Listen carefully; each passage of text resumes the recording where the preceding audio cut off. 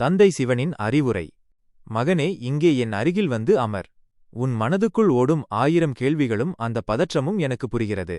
இந்த உலகத்தில் நீ வாழ்வதற்கு சில உண்மைகளை நீ தெரிந்து கொள்ள வேண்டும். ஒரு தந்தையாக உனக்கான சில வாழ்வியல் ரகசியங்களைச் சொல்கிறேன், கேள். 1. தேடல் உன் உள்ளே இருக்கட்டும். நீ எதையோ தேடி ஓடிக்கொண்டிருக்கிறாய். வெற்றி, பணம், நிம்மதி என்று வெளியே தேடுகிறாய். ஆனால் ஒன்று புரிந்துகொள். பிரபஞ்சமே எனக்குள் இருக்கிறது, நானும் உனக்குள் இருக்கிறேன். அப்படியானால் உனக்கு தேவையான அனைத்தும் உனக்குள்ளேயேதான் இருக்கிறது. எதற்கும் அலையாதே. அமைதியாக ஒரு நிமிடம் கண்ணை மூடி உன்னை நீ கவனி. அங்கே நான் இருப்பேன். உனக்கான வழியும் பிறக்கும். 2. ஆக்கமும் அழிவும் உன்னிடமே. என் கையிலிருக்கும் உடுக்கை படைப்பையும் நெருப்பு அழிவையும் குறிக்கும். உன் வாழ்க்கையிலும் அப்படித்தான். நல்ல எண்ணங்களை நீயே படைக்க வேண்டும். தேவையற்ற கவலைகளையும் தீய பழக்கங்களையும் நீயே அழித்துச் சாம்பலாக்க வேண்டும். உன் வாழ்வை செதுக்கும் சிற்பி நீதான். எதற்கும் அடுத்தவரை எதிர்பார்க்காதே. 3. ஆலகால விஷத்தை விழுங்கு. வாழ்க்கை எப்போதும் இனிப்பாகவே இருக்காது. சில நேரம் அவமானங்கள், துரோகங்கள், கசப்பான அனுபவங்கள் வரும். அதை நினைத்து வருந்தாதே. நான் எப்படி உலகை காக்க விஷத்தை அருந்தி நீலகண்டன் ஆனேனோ அதுபோல நீயும் கசப்பான விமர்சனங்களை உள்வாங்கிக்கொள். அதை இதயத்துக்கு கொண்டு போய் உன்னை வருத்திக் கொள்ளாதே, தொண்டையிலேயே நிறுத்திவிடு. அந்த வலிமைதான் உன்னை உயரச் செய்யும். 4. நிகழ்காலத்தில் வாழ். என் நெற்றிக்கண் எரியும் நெருப்பு மட்டுமல்ல, அது ஞானம். கடந்த காலத்தைப் பற்றி புலம்புவதும் எதிர்காலத்தைப் பற்றி பயப்படுவதும் வீண். இப்போது இந்த நிமிடம் உன் கையில் என்ன இருக்கிறதோ அதை முழுமையாகச் செய். நீ செய்யும் செயலே தவம். அந்த தவத்தில் உண்மையாக இருந்தால் பலன் உன்னை தேடி வரும். 5. பற்றற்று இரு, ஆனால் பொறுப்போடு இரு. நான் சுடுகாட்டில் சாம்பல் பூசி அமர்ந்திருப்பேன், அதே சமயம் பார்வதியோடும் பிள்ளைகளோடும் இல்லறத்திலும் இருப்பேன். இது எதை காட்டுகிறது?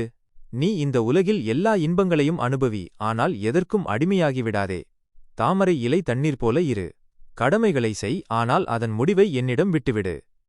மகனே, உன் பாரத்தை என்னிடம் கொடு. நீ நேர்மையாகவும் அன்பாகவும் மட்டும் இரு. மற்றதை நான் பார்த்துக்கொள்கிறேன். பயப்படாதே, எந்நேரமும் உன் நிழலாக நான் இருப்பேன். போ, உன் கடமையை செய். வாழ்வின் ரகசியங்கள். தந்தை சிவனின் தொடர் அறிவுரை. இன்னும் நெருங்கி வா மகனே. உன் கண்கள் எதையோ தேடுகின்றன, உன் தோள்கள் ஏதோ பாரத்தை சுமப்பது போல் தெரிகின்றன. சரி, நாம் இன்னும் கொஞ்சம் ஆழமாக பேசுவோம். ஒரு தந்தை தன் மகனுக்கு கொடுக்கும் மிகப்பெரிய சொத்து அதிகாரமோ செல்வமோ அல்ல, அது தெளிவு.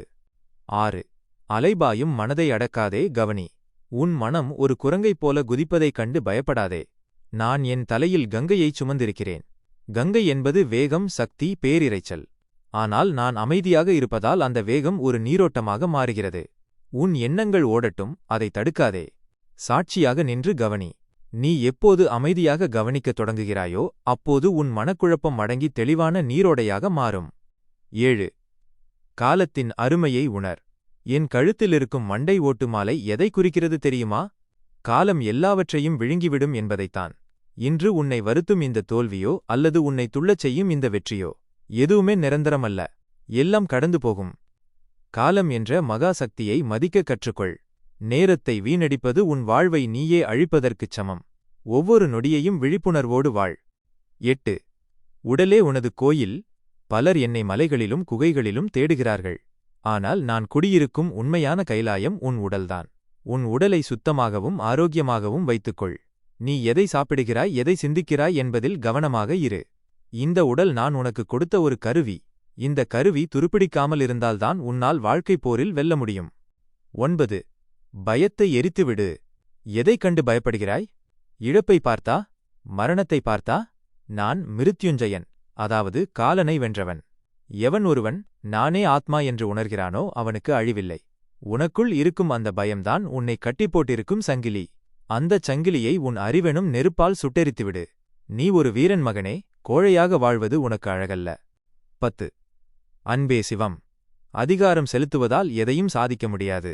நான் ஏன் நந்திக்கும் பூதகணங்களுக்கும் பாம்புகளுக்கும் ஈசனாக இருக்கிறேன்? அதிகாரத்தால் அல்ல, அன்பால். நீயும் அப்படித்தான் இருக்க வேண்டும். உன்னை விட எளியவர்களிடம் கருணை காட்டு. அன்பால் நீ எதை வேண்டுமானாலும் மாற்றலாம். பிறருக்கு கொடுப்பதில் இருக்கும் மகிழ்ச்சி வாங்குவதில் இல்லை. 11. சமநிலை தவறாதே. வாழ்க்கை என்பது ஆடல், நடனம். என் தாண்டவத்தில் ஒரு கால் முயலகனை அறியாமையை மிதித்துக் கொண்டிருக்கும், மற்றொரு கால் உயரே தூக்கியிருக்கும். இது ஒரு சமநிலை. இன்பம் வரும்போது துள்ளாதே, துன்பம் வரும்போது சோர்ந்து விடாதே. இரண்டையும் சமமாக பாவி. எதற்கும் கலங்காதே. ஓம் நம சிவாய என்பது வெறும் மந்திரமல்ல, அது நான் உன்னோடு இருக்கிறேன் என்ற என் வாக்குறுதி. இப்போது எழுந்திரு. உன் முகத்தில் புன்னகை இருக்கட்டும். உன் செயலில் வேகம் இருக்கட்டும். இந்த பிரபஞ்சம் உனக்காக காத்திருக்கிறது.